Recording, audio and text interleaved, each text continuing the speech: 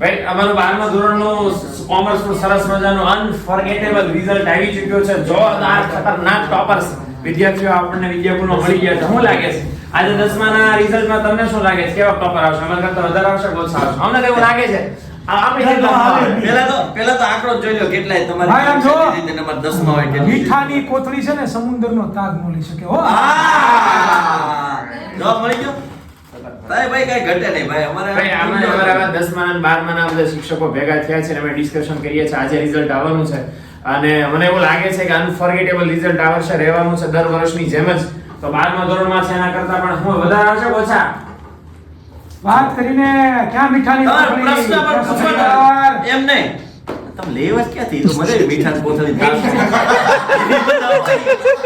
લેવત ક્યાંથી ક્યાં રાજા પોતે ગમું થયું. બીજી વાર બોલ્યા તો વાત ખરી થઈ ગઈ. સારી